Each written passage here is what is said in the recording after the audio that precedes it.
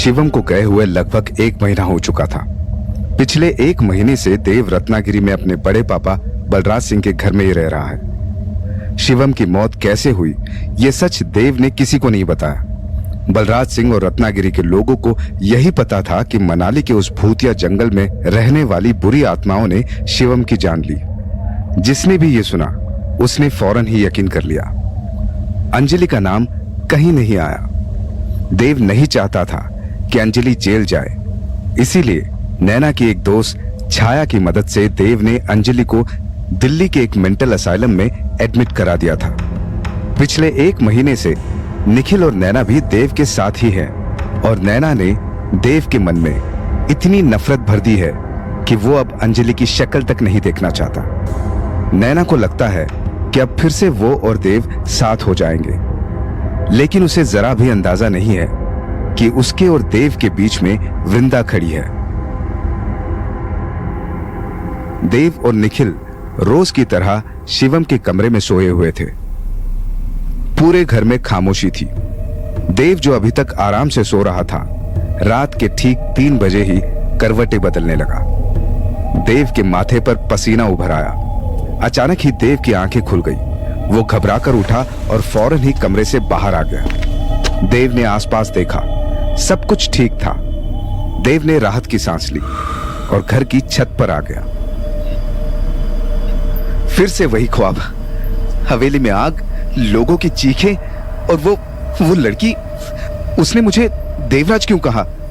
छत पर खड़े हुए देव ने मन ही मन सोचा, फिर खुद से ही आगे बोला, मैं जब से रत्नागिरी आया हूं तब से रोज यही एक ख्वाब आ रहा है। हवेली का ख्वाब तो पहले भी आता था, लेकिन इस बार कुछ अलग है। वो लड़की जिसने सपने में मुझे आग से बचाया, आखिर कौन है वो लड़की और कहां है ये हवेली? वो लड़की, वो मैं हूं देव। तुम्हें मेरा नाम कैसे पता? क्या मैं तुम्हें जानता हूं?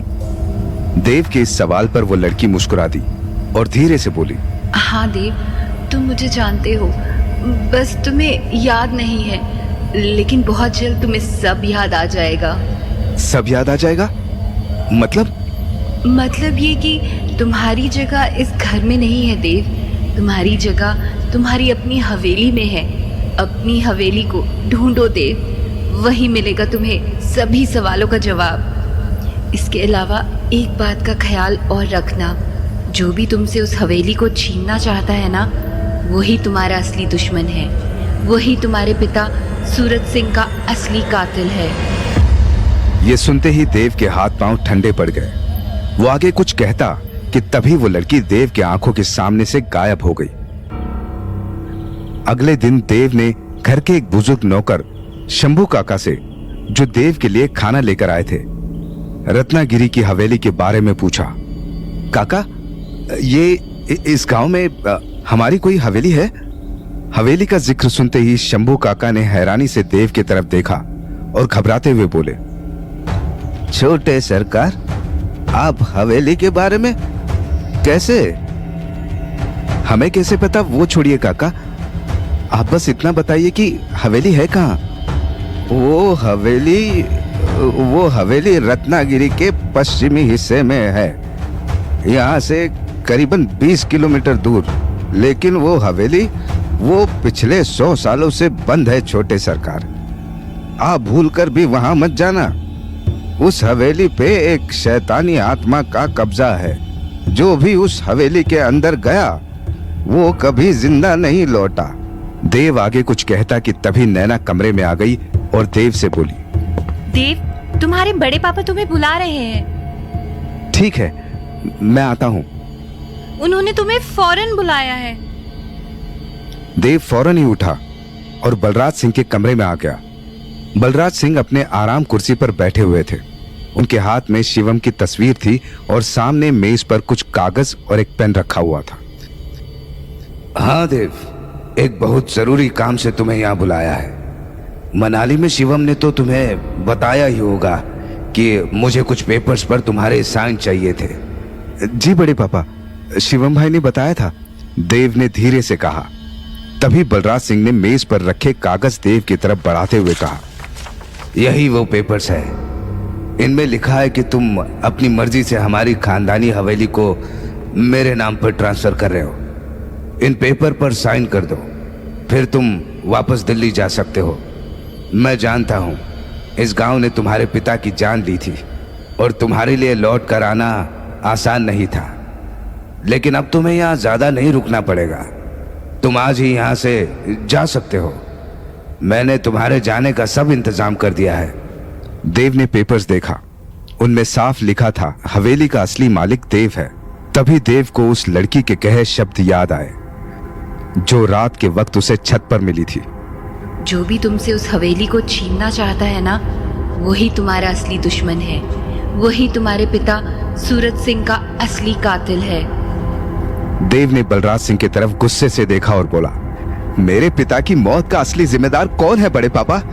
ये रत्नागिरी गांव या आप? मेरे पिता की जान किसने ली? इस गांव के लोगों ने या आपने? बलराज सिंह अपने आराम कुर्सी से उठे और देव की आंखों में देखते हुए बोले, वो हवेली हमारी है, लेकिन पिछले 100 सालों से उस पर ताला पड़ा हुआ है। सबको लगता है कि उस हवेली में कोई बुरी आत्मा रहती है, लेकिन मैं ऐसा नहीं मानता।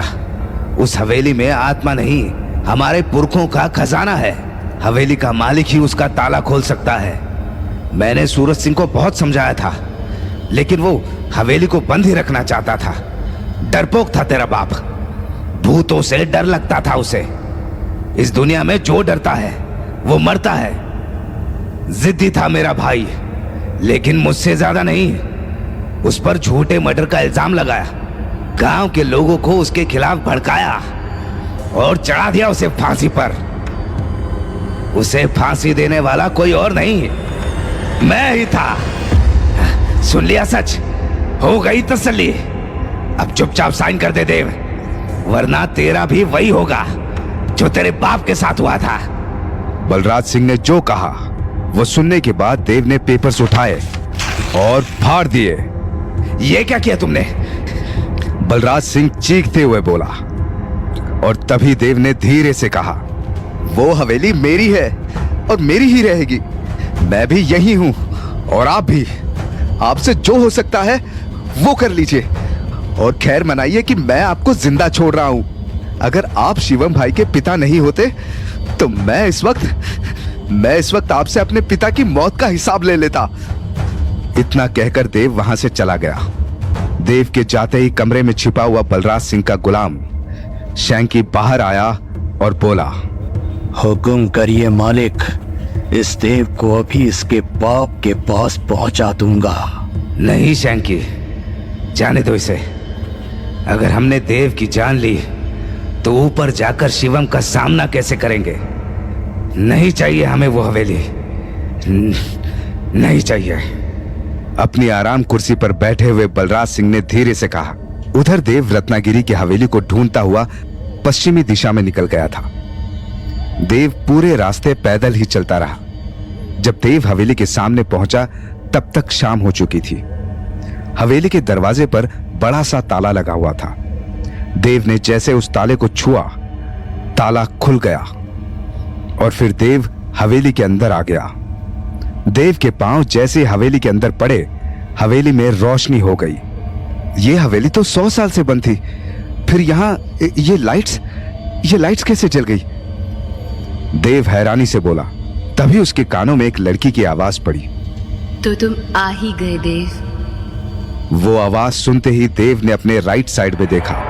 देव के सामने वही लड़की खड़ी थी जो देव को पिछली रात छत पर मिली थी। तुम अंदर कैसे आई? ताला तो बंद था। फिर? कहते हुए देव रुक गया।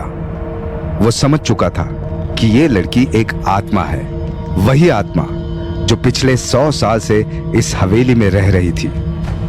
तभी देव की निगाह उस लड़की के दाहिने बांह पर पड़ी। उसकी बांह पर कुछ लिखा हुआ था। देव उसके करीब आया तो उसकी आंखें फटी की फटी रह गई। उसकी दाहिनी बांह पर एक नाम लिखा हुआ था, वृंदा। तुम वृंदा हो? लेकिन वृंदा का चेहरा तो जला हुआ था। तुम कैसे? ये मेरा असली रूप है देव। क्या तुम्हें याद नहीं? याद करो देव, याद करो। नहीं, मुझे कुछ याद नहीं, देव ने झल्लाते हुए कहा। यह सुनते ही वृंदा ने देव के माथे पर अपने दाहिने हाथ की पहली 2 उंगलियां रख दी और अगले ही पल वो बेहोश होकर जमीन पर गिर पड़ा। तभी वृंदा मुस्कुराई और बोली, तुम्हें यहाँ रहकर कुछ याद नहीं आएगा देव। अपने पिछले जन्म को याद करने के लिए तुम्हें वहां तक जाना होगा। भूले हुए उस अतीत में लौटना होगा तुम्हें।